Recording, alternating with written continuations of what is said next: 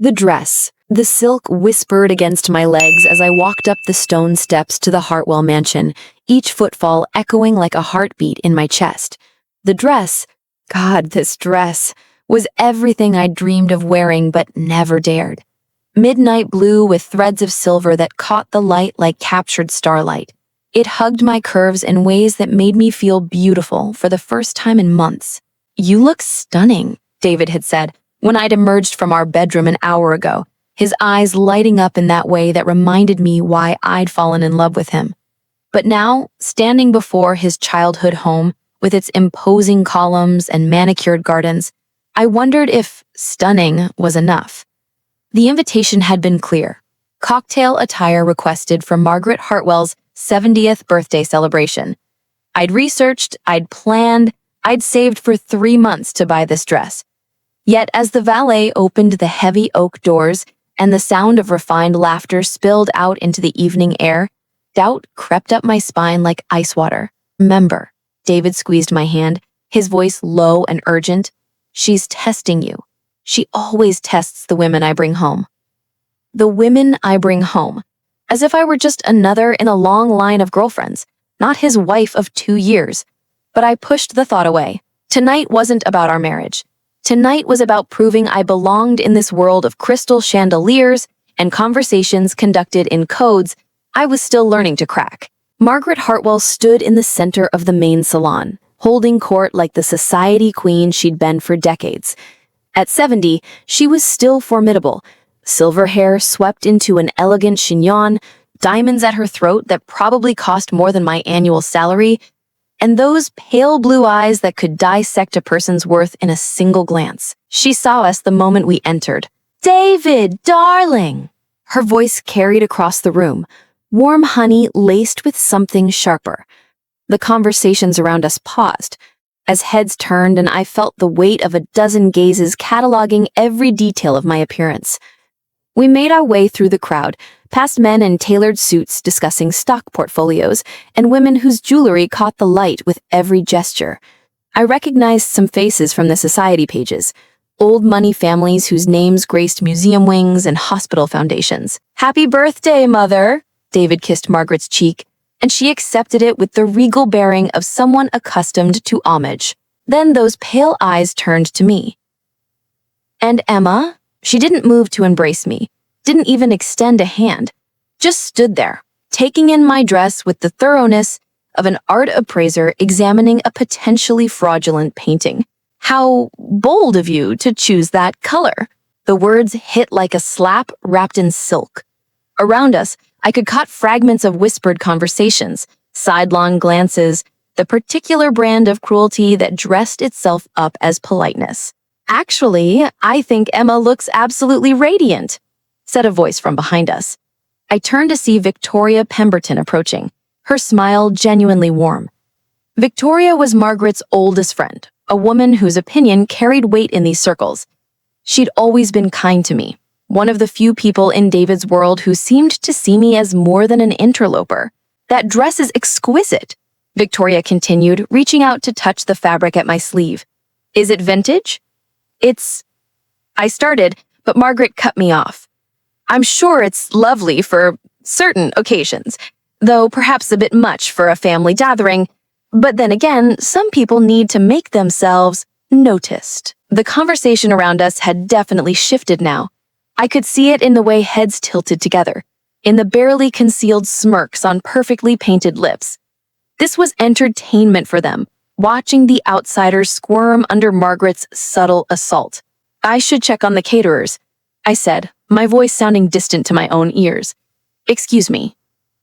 I didn't wait for David's response, just turned and walked toward the French doors that led to the garden. I needed air, needed space, needed to be anywhere but under those judging eyes. The terrace was blessedly empty, lit by strings of warm white lights that turned the garden into something from a fairy tale.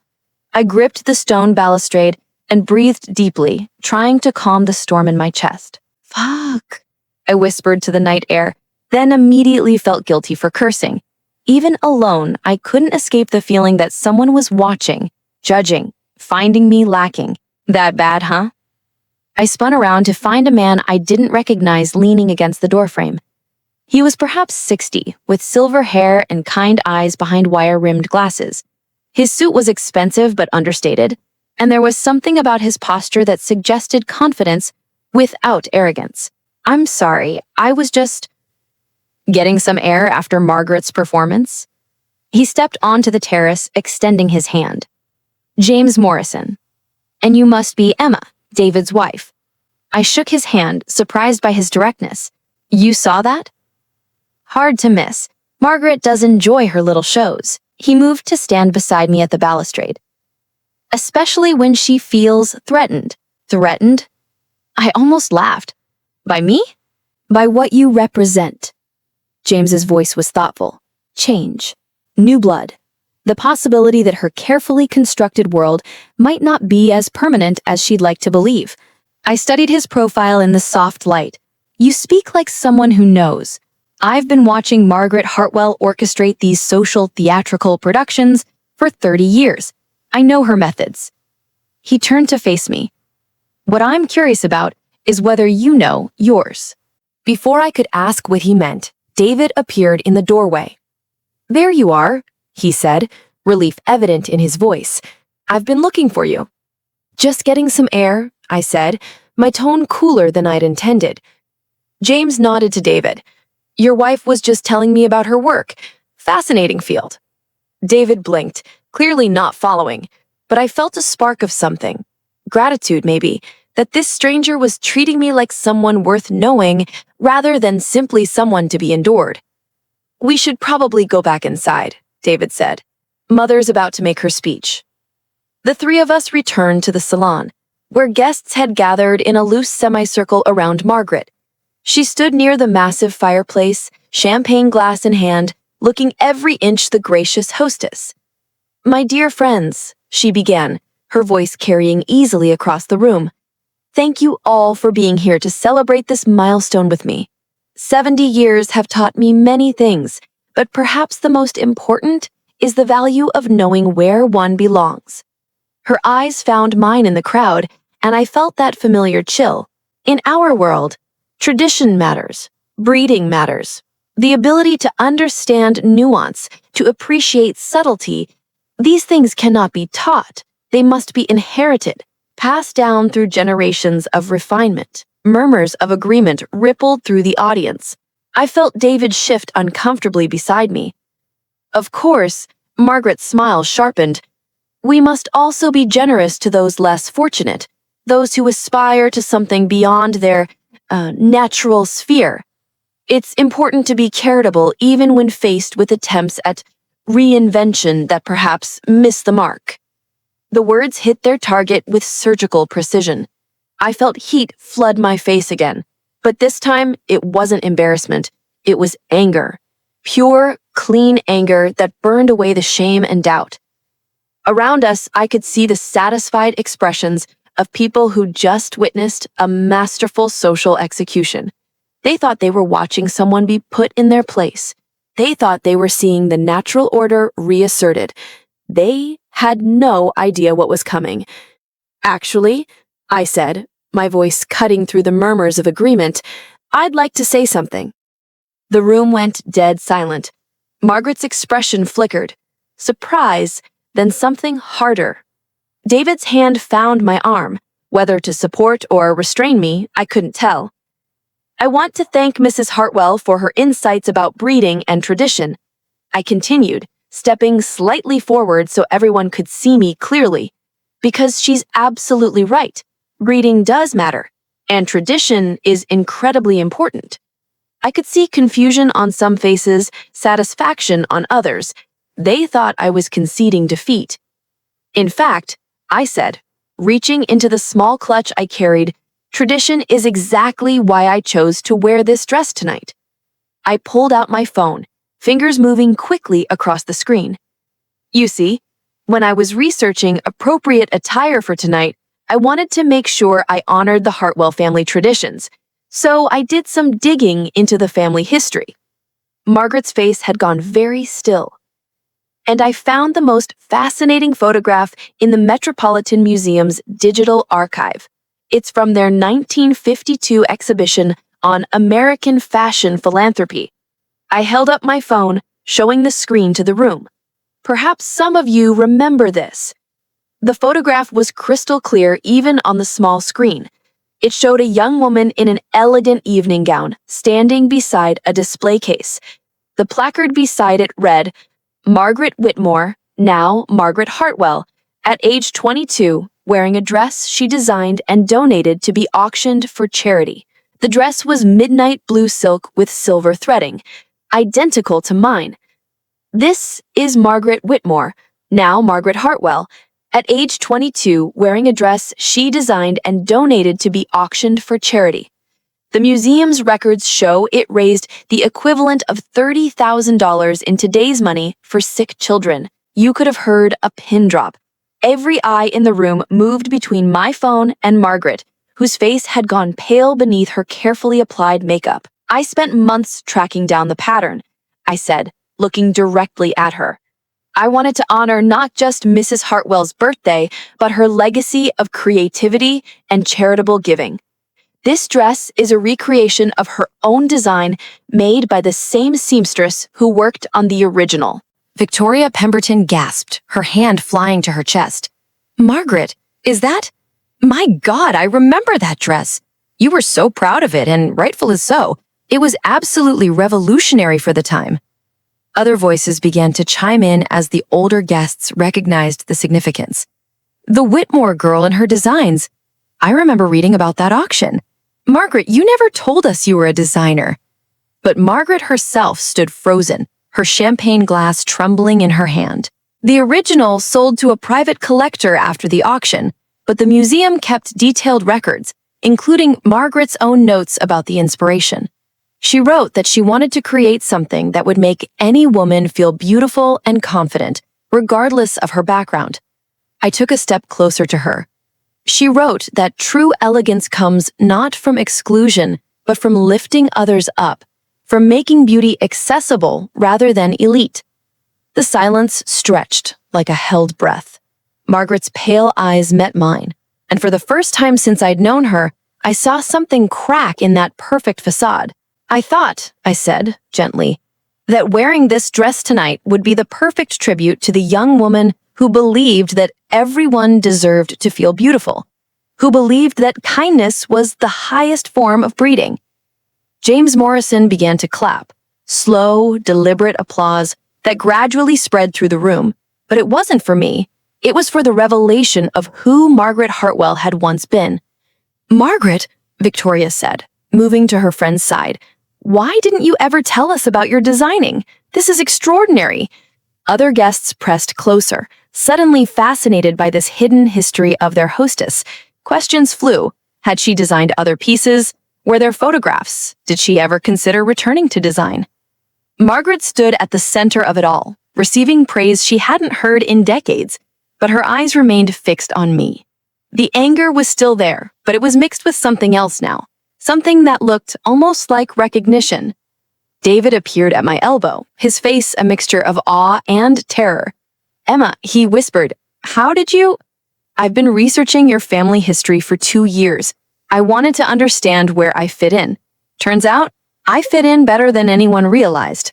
The parties swirled around us, but Margaret and I remained locked in our silent standoff. Finally, she approached, her movements careful and deliberate. "That was quite the performance," she said, her voice low enough that only I could hear. "It wasn't a performance. It was homework." She studied my face for a long moment. "The seamstress. You said the same one who worked on the original."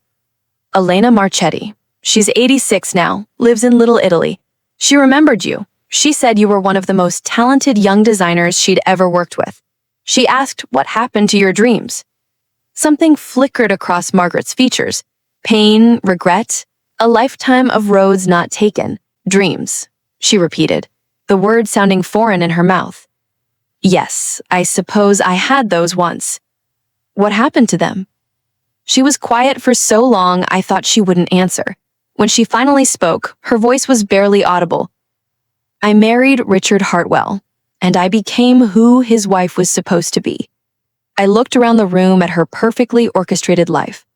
I suppose I've been that person for so long, I forgot there was ever anyone else. Elena kept some of your sketches. She'd love to see you again. Margaret's composure finally cracked. Her hand went to her throat, fingers touching the diamond necklace there, as if it were a chain. Why? She whispered. Why did you do this? The question hung between us, loaded with 50 years of choices and consequences. Because I wanted you to see me, not as someone trying to take something from your family, but as someone trying to add something to it. And because I thought, maybe, if I looked hard enough, I'd find the woman who believed everyone deserved to feel beautiful. Margaret's eyes filled with tears she was too proud to shed. Around us, the party continued, guests still buzzing about the discovery, still pressing her with questions about her forgotten artistic past. You should have seen her face, Victoria was saying to someone nearby. When she was working on those designs, she just lit up from the inside.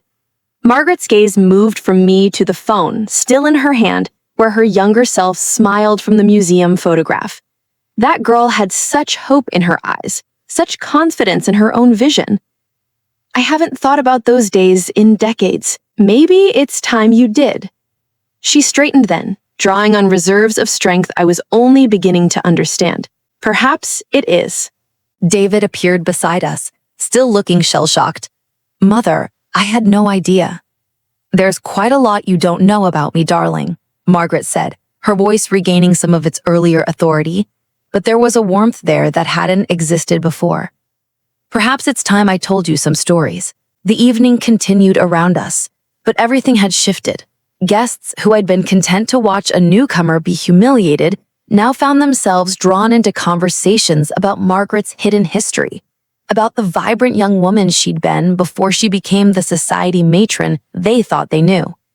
And I found myself at the center of it all, no longer an outsider looking in, but someone who had uncovered a truth that changed everyone's understanding of the woman they thought they knew. As the night wore on, Margaret caught my arm as I passed near the fireplace. The dress, she said. It's perfect. Every detail. Elena is an artist. She said it was an honor to work on it again. And you? What do you do when you're not conducting elaborate investigations into your mother-in-law's past? I smiled. I'm a research librarian. I specialize in recovering lost histories. For the first time since I'd known her, Margaret Hartwell laughed, a genuine, delighted sound that turned heads across the room. Of course you are, she said. Of course you are. Later, as the evening wound down and guests began to drift toward their cars, I found myself back on the terrace. The garden lights still twinkled like earthbound stars, but the scene felt different now, warmer somehow. Quite an evening, James Morrison said, appearing beside me again. Yes, it was. Margaret wasn't wrong earlier. Reading does matter, and tradition is important. I turned to look at him, curious where this was leading, but what she forgot, what she'd convinced herself to forget, is that the best breeding isn't about exclusion. It's about elevation. It's about taking the best of what came before and making it better, more inclusive, more generous. He gestured toward the house, where through the windows we could see Margaret surrounded by guests, animated in a way I'd never seen her. What you did tonight, that's what real breeding looks like. You honored the past while expanding its reach. You showed respect for tradition while challenging its limitations. I just wanted her to see me, I said. She does now, but more than that, you helped her see herself, the self she'd buried under decades of other people's expectations. David appeared in the doorway, looking for me. Ready to go? As we gathered our things and said our goodbyes, Margaret pulled me aside one final time. Elena Marchetti, she said. You said she'd like to see me. I have her number if you'd like it. She nodded slowly. I think I would. At the front door, as we waited for the valet to bring our car around, Margaret touched my arm. Emma, she said, her voice softer than I'd ever heard her. Next time you come to dinner, wear whatever makes you feel beautiful. That's all that matters. The ride home was quiet at first. David kept glancing at me, as if seeing me clearly for the first time. I can't believe you did all that research, he finally said. I can't believe you never thought to. He was quiet for a moment, processing that. She was different tonight. At the end, I mean. I haven't seen her like that since I can't remember when. She was herself, maybe for the first time in decades. And you made that happen. I looked out the window at the city lights streaming by. I just gave her permission to remember who she used to be. When we got home, I hung the midnight blue dress carefully in the closet, smoothing the silk one final time. In the morning, I would call Elena and tell her that Margaret wanted to see her. I would send Margaret copies of all the research I'd done on her family's history. And maybe, just maybe, I would suggest she think about designing again. But tonight, I simply stood in front of the mirror and saw myself clearly, not as an outsider trying to fit into someone else's world, but as someone with the power to expand that world, to make it bigger and more generous and more true. The dress had been perfect, not because it was expensive or fashionable, but because it had been worn with intention, with research, with respect for the woman who had created it and the dreams she had carried. Margaret had tried to humiliate me by suggesting I didn't understand tradition or breeding or my place in their world. What she hadn't counted on was that I understood all of those things better than she did. I understood that tradition is only valuable when it serves to elevate rather than exclude. I understood that true breeding means lifting others up rather than putting them down. And I understood that my place in their world wasn't as a supplicant begging for acceptance, but as someone with the skills and passion to help them remember who they really were. As I got ready for bed, I thought about the girl in the photograph, young Margaret Whittemore with her revolutionary dress and her belief that everyone deserved to feel beautiful. She'd been buried under decades of social expectations and carefully constructed personas, but she hadn't disappeared entirely. She'd just been waiting for someone to look closely enough to find her.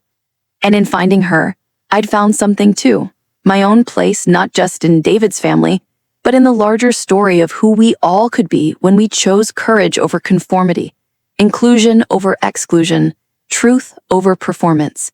The phone rang as I was brushing my teeth. David answered it, and I could hear him talking quietly in the bedroom.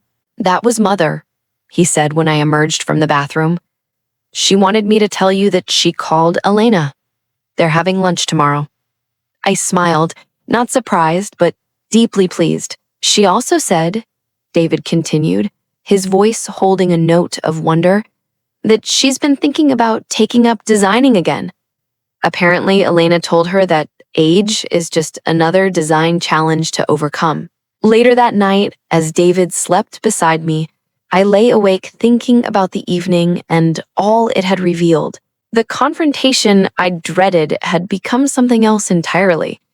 Not a battle for acceptance, but a rescue mission for a lost soul. Margaret hadn't been trying to humiliate me because she genuinely believed I was inferior. She'd been trying to humiliate me because seeing me pursue my dreams reminded her too painfully of her own abandoned aspirations. The midnight blue dress hung in our closet, a symbol now not just of the research that had led to this moment, but of the courage it took to honor both the past and the possibility of change. It had been a bridge between worlds, between the woman Margaret had been and the woman she might become again, between my outsider status and my new understanding of where I truly belonged. And in the morning, I knew everything would be different. Not perfect. Families and their complicated dynamics don't transform overnight, but better, more honest, more generous, more true to what Margaret herself had once believed, that everyone deserved to feel beautiful, that kindness was the highest form of breeding, and that true elegance came not from exclusion, but from lifting others up. The dress had done its work. Now it was time to see what came next. 3 months later, I stood in Elena Marchetti's tiny workshop in Little Italy, watching Margaret pin a sleeve on a design that would be featured in a charity fashion show benefiting children's hospitals. Her fingers moved with practiced precision, muscle memory awakening after decades of dormancy. "She has the gift," Elena murmured to me, her weathered hands guiding the fabric. It never leaves, you know? It just sleeps until someone wakes it up. Margaret looked up from her work, catching my eye. Thank you, she said simply, and I knew she meant for more than just the research that had brought her here. Thank you, I replied, for letting me find her. The young woman in the museum photograph smiled between us, the dreamer who believed in beauty for everyone, who trusted in the power of creativity to change lives. She'd been waiting all this time for someone to remember her, to call her home. And in saving her, I'd learned something essential about belonging. It's not about fitting into someone else's vision of who you should be. It's about having the courage to honor both where you come from and where you're going, and inviting others to do the same. The midnight blue dress still hung in my closet, but it was no longer the only piece in my wardrobe that made me feel powerful. Because power, I learned, didn't come from expensive clothes or perfect manners or knowing which fork to use. It came from understanding that everyone has a story worth uncovering, dreams worth rescuing, and the capacity to choose generosity over cruelty. Margaret Hartwell had tried to put me in my place that night at her birthday party. What she hadn't anticipated was that my place was exactly where I had always been, as someone who saw potential where others saw problems, who looked for bridges instead of walls, who believed that the most elegant response to exclusion was not to beg for inclusion, but to expand the definition of what belonging could mean. The dress had been perfect, not because it was beautiful, but because it had been worn with love. Love for the woman who'd had designed it, love for the dreams she had carried, and love for the possibility that those dreams might live again in new hands, new hearts, new stories yet to be told. And in the end, that was all any of us could do. Wear our choices with intention, research our truths with dedication, and trust that somewhere, someone was waiting for us to help them remember who they really were underneath all the roles they'd been told to play. The story wasn't over. It was just beginning.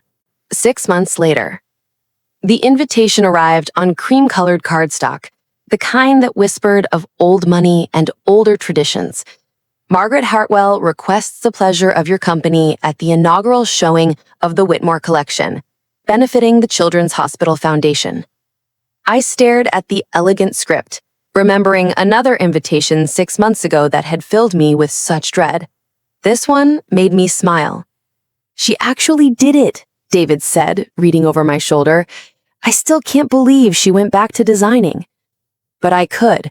I'd seen the light in Margaret's eyes that first day in Elena's workshop, watched her fingers rediscover their skill, witnessed the gradual awakening of dreams that had been dormant for nearly 50 years. What had started as lunch with an old seamstress had become something neither of us had anticipated. A resurrection of the artist Margaret had buried beneath decades of social expectations. The fashion show was being held at the Metropolitan Museum, in the same wing where I'd found that fateful photograph of young Margaret Whitmore. The irony wasn't lost on anyone involved. Margaret had insisted on it, saying it felt right to complete the circle where it had all begun. I chose my outfit carefully for the evening, not because I feared another confrontation, but because I understood now that clothes could tell stories, honor histories, bridge worlds. I wore a deep emerald dress that Elena had helped me design, inspired by one of Margaret's original sketches from the 1950s, but updated for contemporary sensibilities. It was my way of showing that tradition and innovation could dance together, that honoring the past didn't mean being trapped by it. David was nervous as we approached the museum's grand entrance. The red carpet stretching up the steps was lined with photographers and fashion reporters. This wasn't just a charity event anymore. It had become something much bigger. The story of Margaret's return to design had captured the public imagination. Vogue had run a feature titled The Lost Years, When Society Wives Had Dreams. The Times had written about the changing face of philanthropy. Everyone wanted to see what the woman who had disappeared from the design world in 1955 would create in 2025. What if it's a disaster? David muttered as we climbed the steps, camera flashes exploding around us. It won't be, I said with certainty I genuinely felt. Your mother doesn't do anything halfway. Inside, the museum had been transformed. The usual stark white galleries now glowed with warm lighting that made the displayed garments look like works of art, which they were. Each piece in the Whitmore collection told a story, and together they formed a narrative about resilience, creativity, and the courage to dream at any age. The centerpiece was the midnight blue dress, not the one that had worn to Margaret's birthday party, but the original 1952 design, on loan from the private collector who had bought it at auction 73 years ago. Beside it hung my recreation, and then Margaret's new interpretation of the same design, updated with modern construction techniques, but maintaining the elegant lines that had made it revolutionary in its time. The placard read, "Past, present, and future, 3 generations of the same design, spanning 70 decades of evolution." My God, breathed a voice behind me. I turned to find Victoria Pemberton, stunning in a burgundy velvet gown that I recognized as one of Margaret's new designs. When she told me she was going back to designing, I thought she meant as a hobby. I had no idea she was this serious. She's always been serious, I said. She just forgot for a while. Victoria studied my face with new understanding. You saw it, didn't you? Even before she remembered it herself. I saw the photograph, I said simply, and I saw what she could be. The crowd was an interesting mix. Old society figures who had known Margaret for decades, mingled with fashion industry professionals, young designers, and journalists. I watched Margaret work the room with the grace I'd never seen before. She wasn't playing the role of society hostess tonight. She was an artist presenting her work, and the difference was transformative. She wore her own design, naturally, a stunning black creation with subtle silver embroidery that caught the light with every movement. Her hair was still swept into its characteristic chignon, but there was something different about her posture, her expression. She looked like a woman who had come home to herself. Emma, she spotted us across the room and made her way over, her eyes bright with excitement. You made it, and that dress, is that from Elena's studio? Inspired by one of your sketches. Elena thought you might like to see how the design translated to modern construction. Margaret's smile was radiant. It's perfect, absolutely perfect. She paused, studying the dress with professional interest. The neckline modification is brilliant. It opens up the whole silhouette without losing the original's elegance. This was new territory for us, talking as colleagues, as women who understood the language of design and creation. The dynamic between us had shifted completely from that first terrible evening, but moments like this still surprised me with their naturalness. Margaret, darling, a woman in her 60s approached, followed by a younger man with a camera. This is Rebecca Chen from Harper's Bazaar. She's been dying to meet you.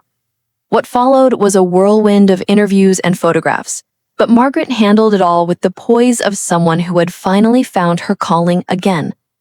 I watched her describe her design process, her inspiration, her plans for expanding the collection. This wasn't a novelty act or a society woman's charity project. This was a professional designer discussing her craft with the expertise of someone who had never really stopped thinking about clothes, even during the decades when she wasn't making them. The question everyone wants to know, Rebecca Chen said, is why now? Why return to designing after all these years? Margaret's eyes found mine across the small crowd that had gathered around the interview, because someone reminded me that dreams don't have expiration dates. And because I realized that the best way to honor tradition is to let it grow, to evolve, to welcome new voices while maintaining the standards that make it valuable. Later, as the formal presentations began, I found myself standing beside James Morrison, who had been quietly observing the evening's festivities. Remarkable transformation, he said, gesturing toward Margaret as she took the small stage that had been set up near the centerpiece display. She was always remarkable. She just needed permission to remember that. From you? From herself. I just provided the mirror. Margaret stepped up to the microphone, and the room gradually quieted. She looked out at the assembled crowd, some faces familiar from a lifetime of social events, Others new representatives of a world she was just beginning to re-enter. 30 years ago, she began, her voice carrying clearly through the gallery, I gave up designing because I thought that was what was expected of me. I thought that being Richard Hartwell's wife meant setting aside Margaret Whitmore's dreams. A murmur ran through the crowd. This was more personal than anyone had expected. I was wrong. Not about the expectations. Those were very real and very limiting. But I was wrong to think that meeting them required me to abandon everything I was before. Her gaze swept the room, landing on faces that had been part of her social circle for decades. 6 months ago, my daughter-in-law wore a dress to my birthday party. It was midnight blue silk with silver threading, and I thought she was being inappropriate, trying to call attention to herself. Margaret's voice grew stronger. What I didn't know was that she had spent months researching my family history and had discovered that the dress was a recreation of something I had designed in 1952. The room was completely silent now, hanging on every word. Emma didn't wear that dress to make herself noticed. She wore it to honor a part of me that I had forgotten existed. She saw potential where I saw problems. She looked for bridges where I had built walls. And she reminded me that the most elegant response to limitation is not to accept it, but to expand what's possible. I felt tears prick at my eyes, but they were good tears. Tears of recognition and completion. The Whitmore collection exists because one young woman refused to let my dreams stay buried. Because she understood that tradition is only valuable when it serves to elevate rather than exclude. Because she showed me that it's never too late to remember who you really are underneath all the roles you've been told to play. The applause began slowly, but built to something that felt like more than appreciation for a speech. It felt like celebration of a truth that resonated beyond this room, beyond this evening. It was applause for second chances, for the courage to change, for the power of seeing people as they could be rather than as they appeared to be. When the formal program ended and people began to mingle again, Margaret made her way to where David and I stood. "Thank you," she said, simply. "For what?" "For seeing me. For refusing to let me stay hidden." She paused, then added with a smile, "And for wearing that dress with such perfect research and intention. It was quite possibly the most elegant act of rebellion I've ever witnessed." David laughed. "I still can't believe you two turned a family dinner into a fashion revolution." "Not a revolution," Margaret corrected. "An evolution. The best kind of change.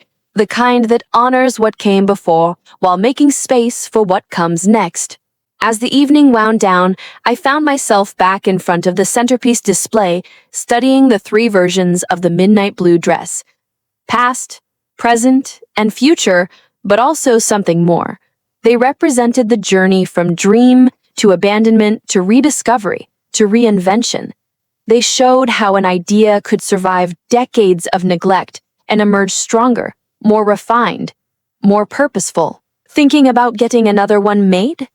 Elena Marchetti appeared beside me, moving slowly but with the dignity of someone who had spent her life creating beautiful things.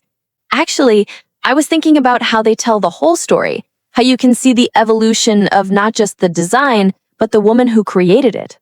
Elena nodded, her weathered hands clasped behind her back.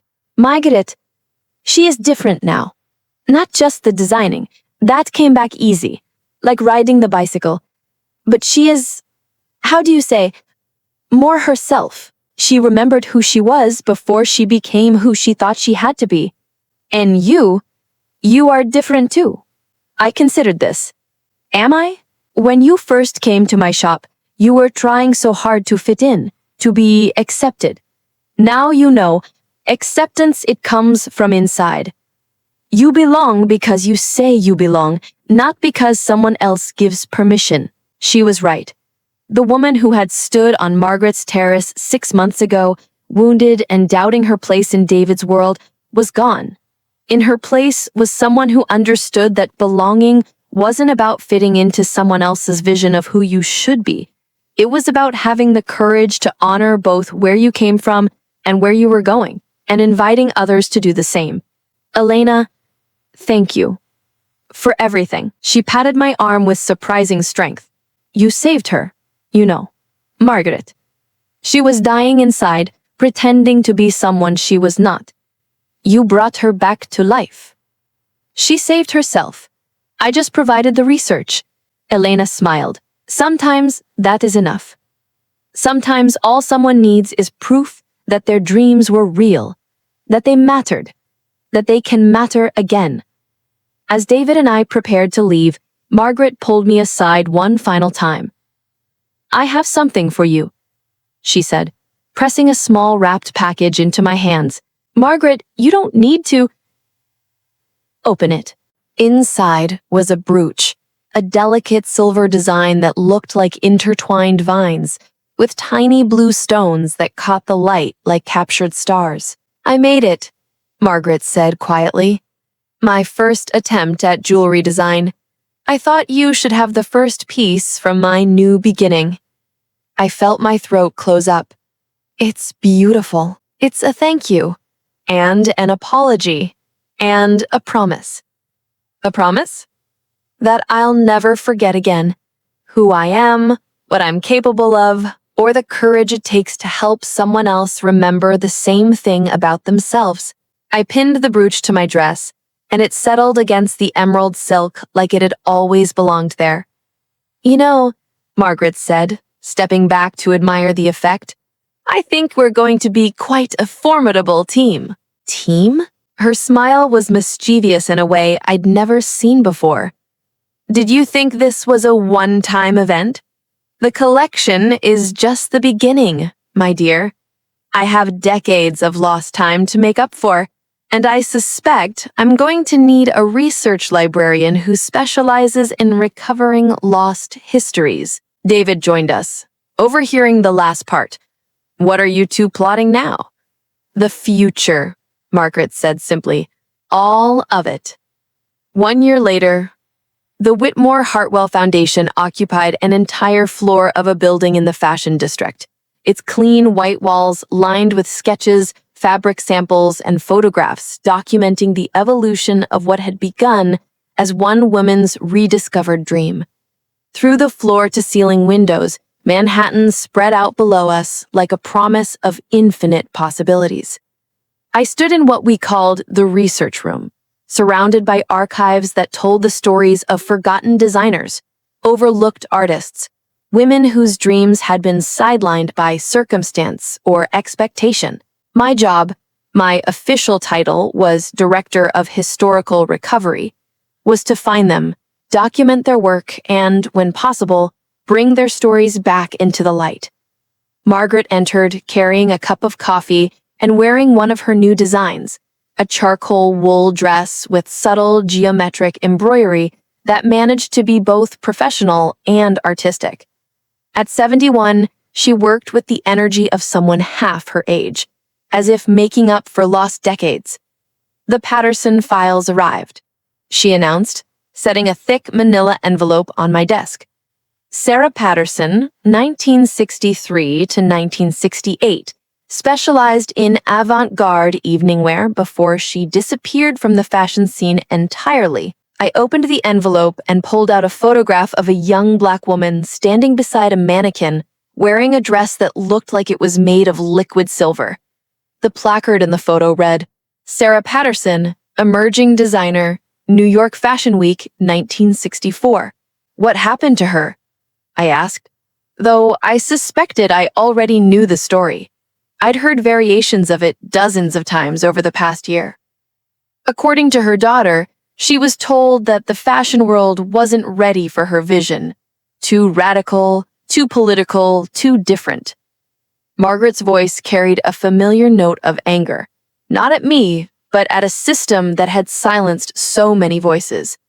She moved to Detroit, became a high school art teacher, never designed professionally again. Is she still alive? 82 years old and living in Ann Arbor. Her daughter says she still sketches sometimes, but never shows anyone. I added Sarah Patterson file to the growing stack on my desk. In the past year, we documented over 100 stories like hers. Women whose creative dreams had been interrupted by racism, sexism, economic necessity, or simply the crushing weight of other people's expectations. Some were still alive and willing to share their stories.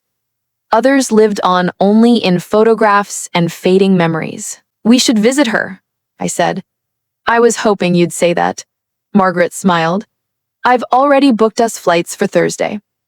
This had become our pattern, identifying lost stories, tracking down the women who had lived them, and finding ways to honor their interrupted dreams. Sometimes it meant posthumous recognition, museum exhibitions, or academic papers that restored forgotten names to fashion history. Sometimes, like with Margaret herself, it meant encouraging women to pick up tools they'd set aside decades ago. The foundation had grown beyond anything we had initially imagined. What had started as a single charity fashion show had evolved into a movement. We funded scholarships for young designers from underrepresented communities, supported research into overlooked fashion history, and provided grants for women returning to creative careers later in life. But the work that meant the most to me was still the individual stories, the one-on-one conversations with women who had been told their dreams weren't practical, weren't appropriate, weren't welcome in spaces that had been designed to exclude them. "Emma?" Margaret's voice pulled me back from my thoughts. "There's someone here to see you." I looked up to find a young woman standing in the doorway, maybe 25 years old, with natural hair and paint-stained fingers. She looked nervous but determined, in a way that was immediately familiar. "Are you Emma Hartwell?" "I am." "I'm Keisha Williams. I read about the foundation online, about what you do, finding lost stories and helping women return to their dreams." She paused, gathering courage. "I was wondering if you might be able to help me find my grandmother." Margaret and I exchanged a look. This was how many of our cases began, with someone searching for a family member's forgotten artistic past. "Tell me about her," I said, gesturing for Keisha to sit down. Her name was Ruby Williams, and she was a fashion illustrator in the 1970s. She worked for some magazines, did advertising campaigns, even had some of her work displayed in galleries. But then something happened, I'm not sure what, and she just stopped, completely. She worked in a department store for 30 years after that, never picked up a pencil to draw again. She opened the portfolio, revealing illustrations that took my breath away. The work was sophisticated, dynamic, years ahead of its time. Ruby Williams had captured not just clothing, but movement, attitude, the way fashion could transform identity. "These are extraordinary," Margaret said, leaning over my shoulder to get a better look. "The technique, the vision, she was incredibly talented." She died 5 years ago, but before she passed, she gave me all of this. Said maybe someday I'd understand why she stopped, and maybe I'd be brave enough to start again where she left off. "And are you? Brave enough?" Her smile was radiant. "I want to be. I'm in art school now studying illustration, but I feel like I can't move forward until I understand what happened to her, why she gave up. I need to know her story so I can write my own." This was what the work was really about, not just preserving the past, but enabling the future. Every recovered story, every reclaimed dream, every woman who found the courage to remember who she had been before the world told her to be someone else, created space for the next generation to dream bigger. As Keisha left with promises to return with more of her grandmother's work, Margaret and I stood at the window, watching the city pulse with creative energy below. "Do you ever regret it?" Margaret asked, suddenly. "Regret what?" "That night at my birthday party.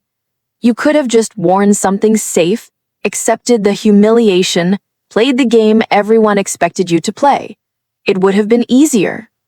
I thought about the woman I'd been a year and a half ago, desperate to fit in, willing to compromise myself for acceptance. afraid to take up space in a world that seemed determined to minimize her.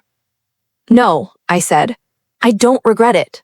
Because playing it safe wouldn't have saved either of us.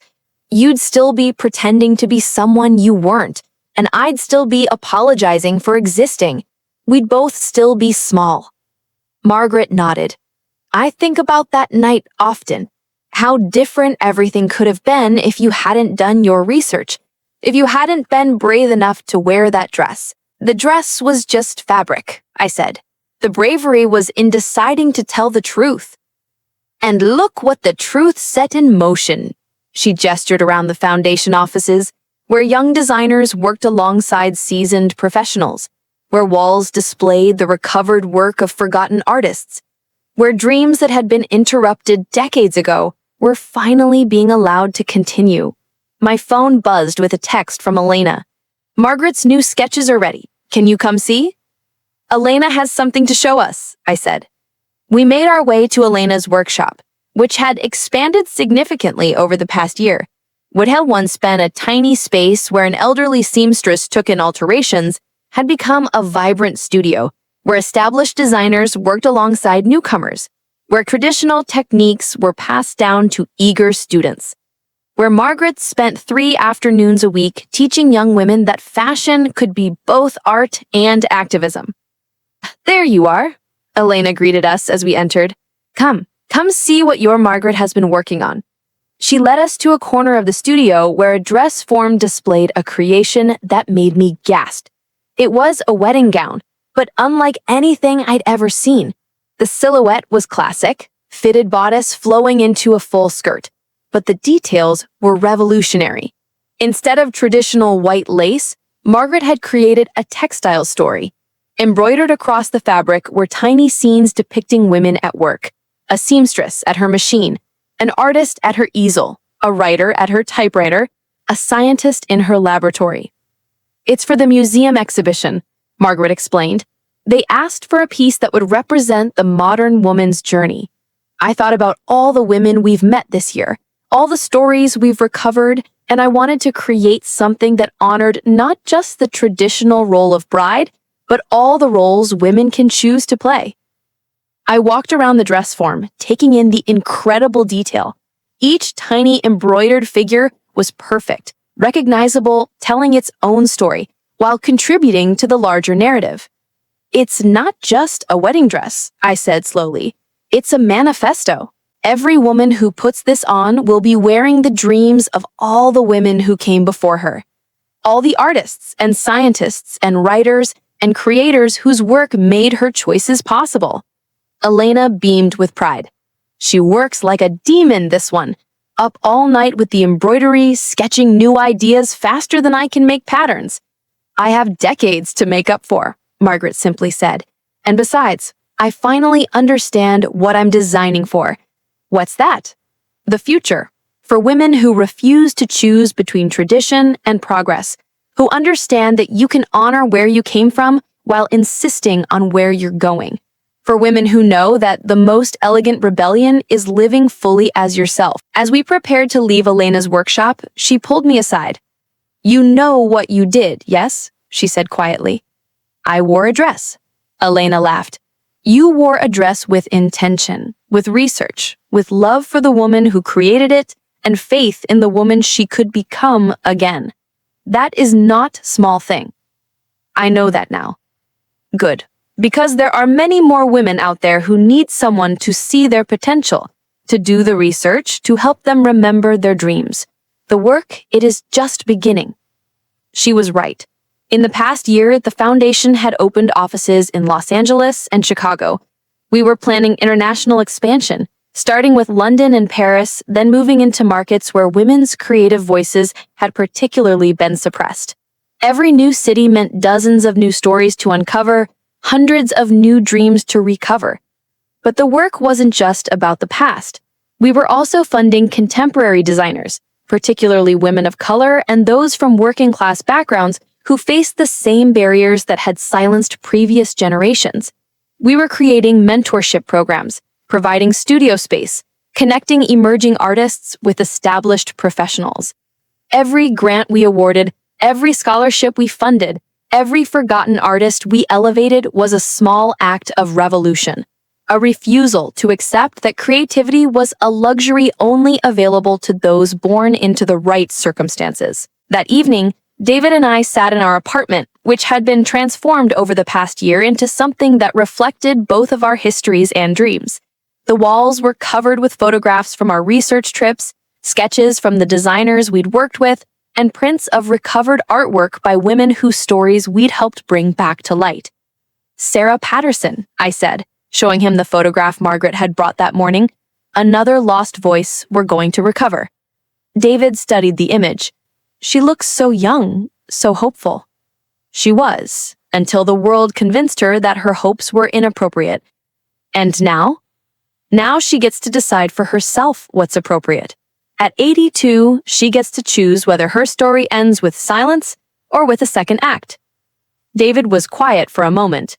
"You know," he said finally, "watching you and Mother work together this past year, seeing what you've built, it's made me think about my own assumptions, my own limitations." "How so?" I spent my whole life accepting that Mother was just difficult, cold, impossible to please. I never thought to ask why, or to wonder if there might be more to her story. He paused. I never did the research. I curled up against him on the couch. It's not too late. There's always more to discover about the people we love. What about you? Any discoveries left to make? I thought about the question seriously. A year and a half ago, I would have said I knew exactly who I was. A research librarian who specialized in recovering lost histories. Someone who preferred books to people, facts to feelings. But the work with the foundation, the hundreds of conversations with women who had rediscovered their dreams, the daily collaboration with Margaret as we built something unprecedented together, had shown me aspects of myself I'd never suspected. I'm learning that I'm braver than I thought. And that bravery is contagious. When you help one woman remember her courage, it makes space for others to find their own. And what about your own courage? What dreams are you still discovering? I looked around our apartment at the visual evidence of a year spent in service of other women's dreams and realized that somewhere in the process of helping them, I'd been creating my own story too. I think I'm already living it. This work, this foundation, helping women reclaim their voices, I never planned any of this, but it feels like what I was meant to do all along. David kissed the top of my head. You know what I think? What? I think that night at Mother's party, when you wore that dress, you weren't just helping her remember who she used to be. You were discovering who you were becoming. He was right. The woman who had stood on Margaret's terrace that night, wounded and doubting her place in a world that seemed designed to exclude her, had been transformed by the act of refusing to accept that exclusion. Instead of begging for acceptance, I'd expanded the definition of what belonging could mean. Instead of trying to fit into someone else's vision of who I should be, I'd insisted on being seen as I was. And in saving Margaret's dreams, I'd discovered my own calling, not just as a researcher of lost histories, but as someone who could help other women write new chapters in their stories, who could create spaces where interrupted dreams could resume, where the courage to start over was celebrated rather than questioned. The midnight blue dress still hung on our closet, but it was no longer the only garment there that held meaning. Next to it hung the emerald dress Elena had helped me design, the black cocktail dress Margaret had created for me, and half a dozen other pieces that told the story of a woman learning to dress with intention, to wear her choices with confidence, to understand that fashion was just another language for expressing who you were and who you aspired to become. But more than the clothes, it was the work itself that had become my true outfit, the daily choice to see potential where others saw problems, to look for bridges where walls had been built, to believe that it was never too late for anyone to remember their dreams and brave enough to pursue them. As I drifted off to sleep that night, I thought about Sarah Patterson, about Ruby Williams, about all the women whose stories were waiting to be recovered. I thought about Margaret, working late into the night on her revolutionary wedding dress, and about Keisha Williams, brave enough to ask questions about her grandmother's interrupted dreams. Tomorrow we would book flights to Ann Arbor. We would sit in Sarah Patterson's living room and ask her to remember what she had been before the world told her to be someone else. We would show her that her work mattered, that her story deserved to be told, that it was never too late to pick up the tools she'd set aside. And maybe if we were very lucky and very gentle and very persistent, we would convince her that dreams don't have expiration dates, that creativity is not a luxury, but a birthright, and that the most elegant response to a lifetime of being told no is to spend whatever time you have left saying yes to yourself. The work was just beginning. But then again, the best stories always are.